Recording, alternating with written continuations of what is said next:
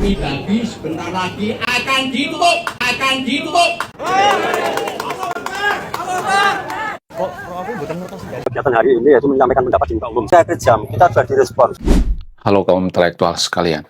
Guys, kalian sadar nggak sih, kenapa babi itu tidak pernah makan daging babi? Kenapa? Menurut saya, ini pertanyaan yang sangat menarik sekali ya. Kemudian selain itu, kalau saya perhatikan, warga Konoha itu banyak yang sensi dengan babi. Bahkan, warga Konoha dalam beragama itu hanya benci dengan babi. Selain itu, mereka nggak benci. Mabok, mereka nggak benci. Kemudian berjinah, mereka nggak benci. Kemudian tawuran, mereka nggak benci. Demo, mereka nggak benci. Mengkafir-kafirkan agama lain, mereka nggak benci. Kalau warga Konoha itu benci dengan perjinahan, kenapa banyak orang yang selingkuh di Konoha? Bahkan yang selingkuh itu yang menggunakan baju agamis, yang menggunakan penutup kepala yang berbau agamis. Rata-rata seperti itu. Nggak semuanya tapi ya. Warga Konoha itu hanya benci dengan babi. Mereka nggak benci dengan kejahatan. Mereka nggak benci dengan pencurian.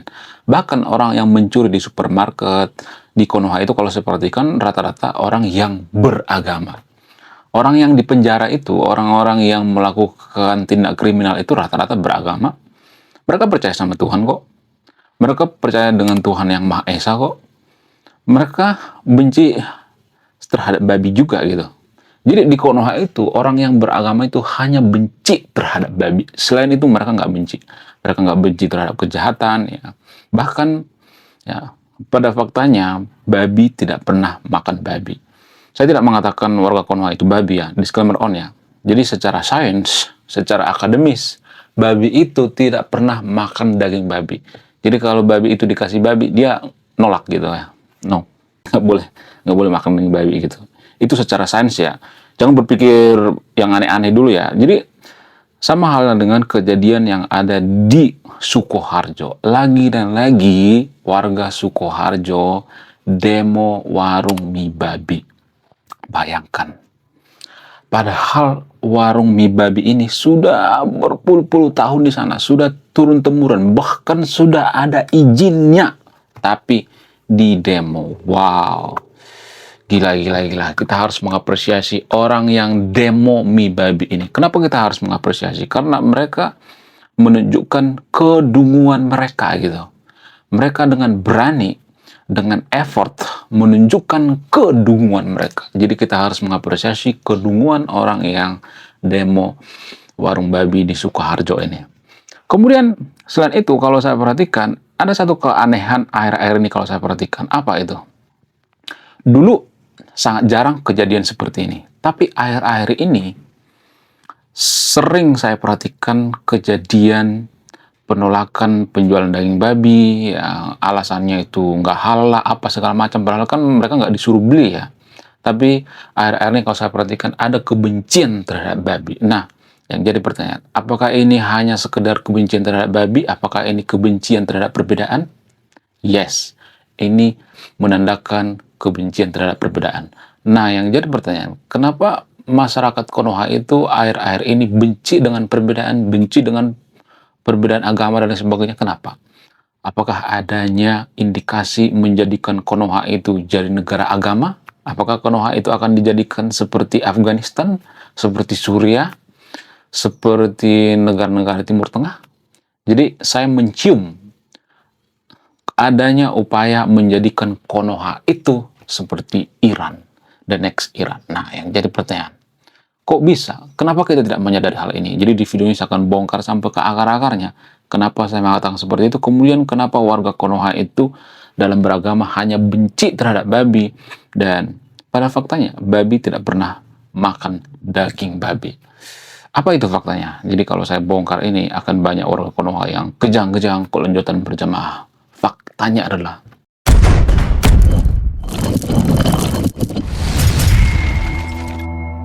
jadi guys, suka tidak suka, mau nggak mau, berdasarkan fakta sejarah, ketika umat muslim itu menyebarkan agama di Konoha, ketika Wali Songo menyebarkan agama zaman dulu banget, waktu Nusantara itu masih mayoritas Hindu Buddha, tanpa kita sadari, Wali Songo ini ketika menyebarkan agama itu nggak pernah mengatakan kalian nggak boleh jualan mie babi ya, nggak ada. Kalian nggak boleh melihara babi ya, nggak ada seperti itu. Kalian nggak boleh jual daging babi di sini ya, nggak ada seperti itu. Kalau Wali Songo zaman dulu ya sok-sokan gitu ya, songong misalnya, Wali Songo mengatakan kalian ini sesat, nggak boleh makan daging babi, nggak boleh makan yang tidak halal ya, nggak boleh jualan daging babi dan sebagainya. Maka apakah agama Islam diterima? No, nggak akan diterima. Itu fakta pahit yang jarang kita sadari. Bahkan ketika Wali Songo menyebarkan agama Islam itu menggunakan yang namanya wayang kulit. Padahal zaman sekarang ini tanpa kita sadari wayang kulit sudah diharam-haramkan. Betapa jahatnya kita. Dulu kita gunakan wayang kulit menyebarkan agama, tapi sekarang wayang kulit sudah diharam-haramkan. Dulu waktu kita menyebarkan agama itu nggak pernah tuh melarang makan mie babi, nggak ada tuh. Ya, penjualan babi nggak ada tuh. Ya, padahal zaman dulu banyak orang makan daging babi. Bahkan Nusantara itu rata-rata pemakan daging babi kok. Nenek moyang kita itu menurut data makan daging babi. Lalu ketika mereka makan daging babi, kita menganggap mereka masuk neraka gitu. Betapa durhakanya kita coba. Betapa jahatnya kita coba. Ya, hanya karena apa? Hanya karena iming-iming sorga gitu. Padahal ya sorga itu masih ranah keyakinan gitu. Apa sih definisi keyakinan? Saya tidak nyuruh yang nonton video untuk tidak beragama, tapi apa sih definisi keyakinan? Keyakinan itu kita menganggap sesuatu hal itu benar, walaupun tidak terbukti secara langsung. Walaupun tidak bisa dibuktikan secara langsung. Makan daging babi dan tidak makan daging babi itu kan ranahnya keyakinan. Kalau ada orang meyakini bahwa makan daging babi itu tidak akan masuk neraka, ya mereka tidak akan dikutuk oleh Tuhan, dimarahi oleh Tuhan. Kenapa kita menyalahkan keyakinan orang lain, ya kan?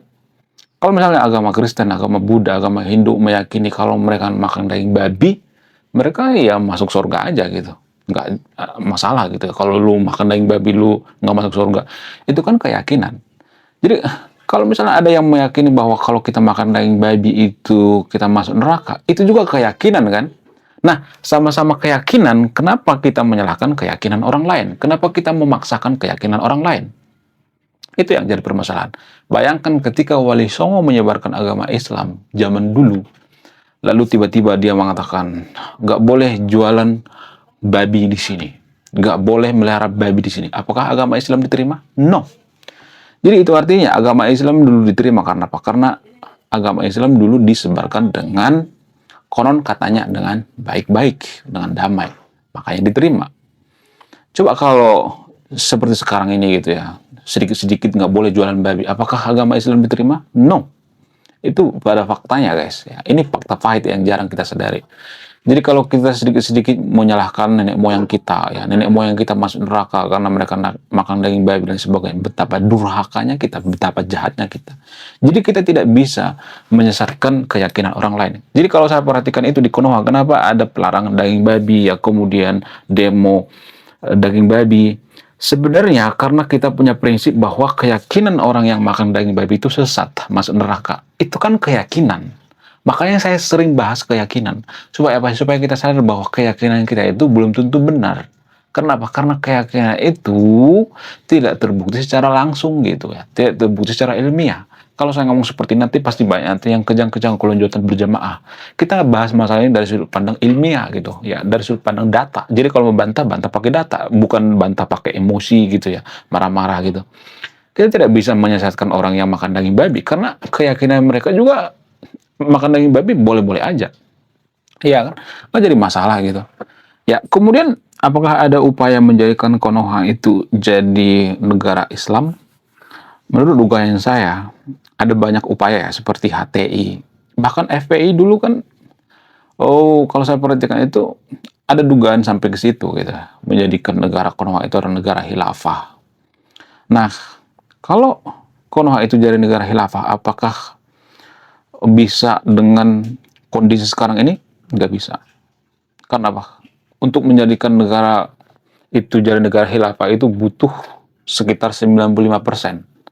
Jadi sekarang umat muslim kan sekitar 80%-an ya. Jadi masih ada 20% lagi ya. Makanya debat-debat di TikTok yang ada di Konoha itu ya. Ya, kenapa ada debat TikTok itu? Ya karena adanya upaya menjadikan Konoha itu satu agama semua gitu. Menjadikan Konoha negara khilafah. Ujung-ujungnya ke situ, khilafah. Itu tanpa kita sadari guys. Jadi orang-orang yang demo ini sebenarnya mereka nggak tahu ya ujung-ujungnya itu khilafah. Mereka itu sebenarnya dipanas-panasi. Mereka itu pion-pion sebenarnya. Di belakang ini semua ada ya skenario besar gitu. Bahkan mereka sampai masuk ke pemerintahan, bahkan masuk ke pendidikan. Makanya kalau Anda perhatikan buku-buku pendidikan di Konoha itu ya mengarah ke negara khilafah tanpa kita sadari ya.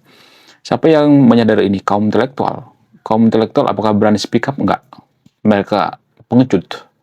Ketika mereka diketak, ketika mereka ditekan, mereka biasanya ciut gitu ya. Kenapa tidak banyak kaum intelektual itu yang speak up? Ya karena banyak tekanan gitu. Saya juga banyak tekanan. Apakah saya ciut? Enggak. Jadi tolonglah ya. Saya nggak kuat sendirian. Tolonglah sama yang bentuk video ini ya. Supaya apa? Supaya kita jadi negara yang sejahtera, yang maju gitu. Nggak ada satupun negara maju di dunia ini negara khilafah. Nggak ada.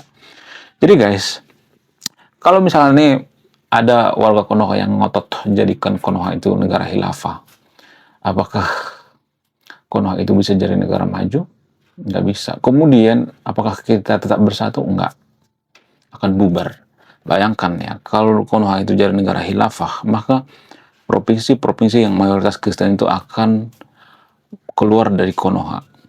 Papua misalnya, ya Ambon misalnya, atau orang-orang Batak misalnya, orang-orang Cindo misalnya, akan keluar. Yang megang ekonomi di Konoha itu nonis. Jadi bayangkan kalau nonis itu pecah dari Konoha misalnya, bikin negara sendiri misalnya. Mudah-mudahan jangan terjadi ya. Maka yang terjadi apa? Akan banyak yang pengangguran. Ya kita akan seperti Afghanistan, Suriah gitu. Kalau percaya udah coba aja gitu. Ya saya tuh capek sebenarnya bahas ini. Karena warga Konoha itu nggak mudek gitu ya, nggak mikir bahwa kejadian-kejadian seperti ini menjadikan Konoha itu semakin hancur. Apakah pelarangan penjualan daging babi ini berhubungan dengan khilafah? Yes, ini ada hubungannya. Ada korelasinya tanpa kita sadari. Kenapa mereka menolak penjualan daging babi? Karena apa? Karena mereka pengen ya orang-orang yang makan daging babi itu keluar dari Konoha. Ya, keluar negeri gitu ya. Kemudian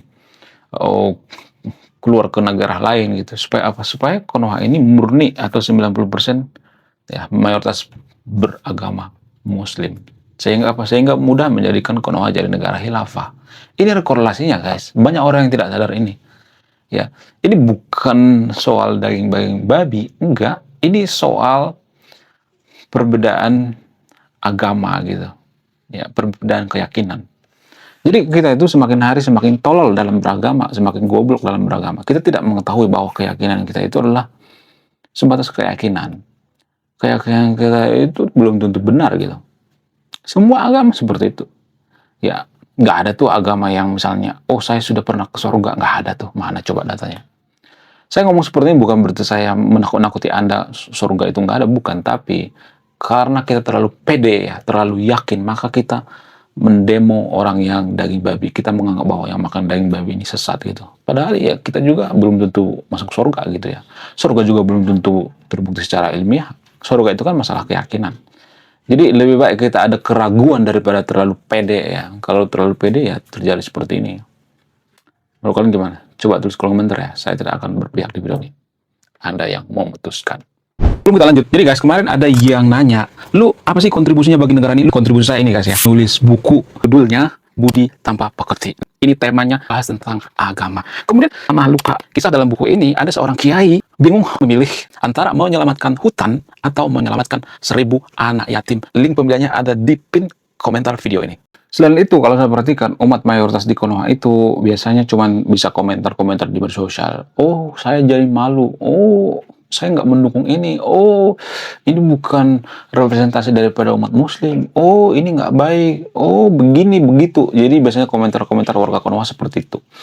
Sebenarnya ini komentar munafik. Kalau mereka nggak setuju, kenapa mereka nggak ngegebukin orang yang demo babi itu? buktinya aman-aman aja kan. Jadi ini seperti munafik ya kalau saya perhatikan ya. Kemunafikan gitu. Di satu sisi mereka membiarkan orang yang demo penjualan daging babi, di sisi lain mereka seperti membela gitu. Jadi ini munafik. Munafik tanpa kita sadari. Cuma menghibur diri gitu. Pada faktanya, pada kenyataannya ya mereka dibiarin kan. Ya kalau orang-orang seperti ini misalnya nih menolak nih, kalau misalnya warga Konoha misalnya nggak semuanya menolak, kenapa nggak digebukin aja tuh orang yang menolak penjualan daging babi ya kan? Ya nggak sih? Tapi kalau saya ngomong seperti ini, banyak nanti warga Konoha yang kejang-kejang kelonjotan berjamaah. Jadi itu artinya kita itu sudah krisis perbedaan pendapat, krisis perbedaan keyakinan. Karena apa? Karena kaum intelektual di Konoha itu penakut.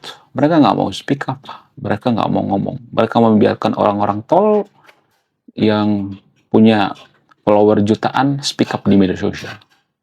Karena apa? Karena mereka terlalu takut cinta dengan dunia. Jadi orang yang cinta dengan dunia itu adalah kaum intelektual yang nggak mau speak up. Oke, sekian video ini. Saya kaum intelektual, salam rasional.